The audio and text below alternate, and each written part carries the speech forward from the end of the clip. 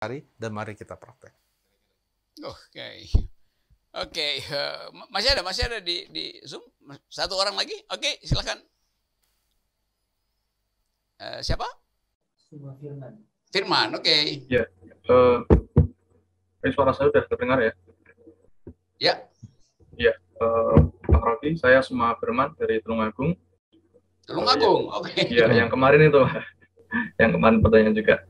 Jadi yang ingin saya tanyakan ini, sekarang kan kebijakan penurunan prevalensi stunting itu kan menjadi fokus utama program pemerintah saat ini sebagai upaya meningkatkan kualitas manusia di masa depan. Nah, saya sebagai duta generasi berencana dari BKKBN juga turut andil dalam peran ini sebagai BKKBN itu menggait remaja-remaja untuk menyiapkan supaya masa depan nanti ketika dia hamil, ketika dia punya anak nanti bisa mengurus dengan baik supaya tidak stunting. Tapi sekarang yang terjadi di saya sering kali melakukan sosialisasi di desa-desa itu masih banyak dalam demo, misal demo masak menggunakan makanan lokal dengan bahan sayuran-sayuran, itu sayurannya masih terkontaminasi dengan bahan zat-zat kimia gitu, dan kebanyakan itu dari bibit-bibit yang tidak lokal. Misalnya kalau kita mendukung green economy, artinya menjaga siklus ekosistem alamiah daripada tanaman. Misalnya jagung, biasanya jagung itu kan kalau setelah dipanen ada sebagian kemudian yang dikeringkan untuk dijadikan bibit kembali. Tapi sekarang kan ada bibit yang beli. Ketika bibit itu beli, maka tidak bisa digunakan bibit kembali dari yang beli ini. Nah, menurut saya itu kurang sehat, dan tentunya bagi masa depan nanti ketika kita bisa melakukan penurunan stunting akan menjadi lebih lama nanti ke depannya. Yang pertanyaan saya, dalam penerapan ini siapa yang paling bertanggung jawab dalam hal ini? Pemerintah di bidang apa? Apakah Kementerian Pertanian atau Perdagangan atau Kemenkes dan sebagainya? Dan berapa lama waktu yang dibutuhkan untuk mensterilkan misalnya bahan makanan ini untuk bisa benar-benar alamiah seperti itu? Untuk harapan memang untuk menurunkan prevalensi stunting di Indonesia dan di masa depan nanti seperti itu. Oke, ini pertanyaan teknis betul ya. Gimana menurunkan? Oke, baik. Oke, iya, ini sebetulnya pertanyaan ini angle-nya adalah kebijakan pengelolaan biodiversity.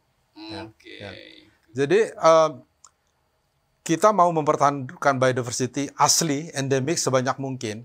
Tujuannya apa? Itu dulu kita harus clear. Ya, apakah semuanya untuk produksi atau sebagian untuk gene bank,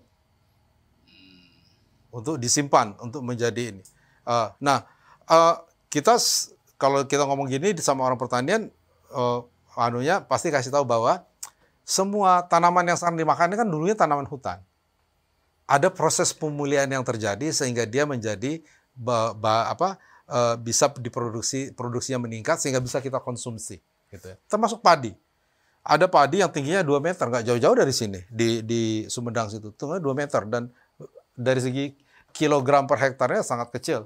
Tapi dia punya karakteristik yang ketahanan yang luar biasa. Ya.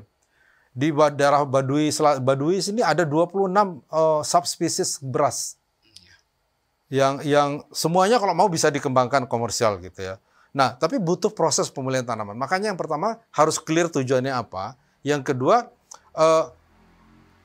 ada isu etik, betul, saya setuju. Ada isu etik, apakah kemudian menimbulkan ketergantungan. Nah, sekarang kan tinggal dipilih ya. Ini pilihan-pilihan. Kalau orang ekonomi itu biasanya menawarkan pilihan. Tinggal dihitung kerugian dan keuntungan dari setiap pilihan itu. Nah, kalau kita melihat sebagian adalah untuk produksi, sebagian adalah untuk gene bank, maka barangkali acceptable, karena ada yang melakukan ya, barangkali acceptable untuk membuat pemuliaan bibit dari beberapa jenis tanaman, dan tujuannya memang untuk produksi, bukan untuk pembibitan.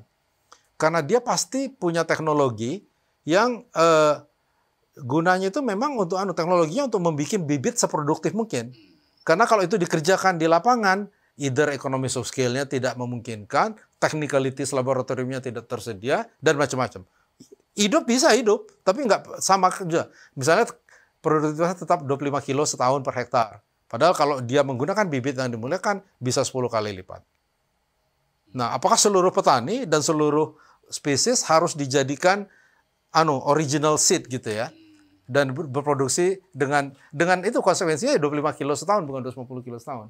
Jadi ketika Anda punya suatu tujuan, harus clear dulu. Tujuan itu apa? Kemudian mari kita bangun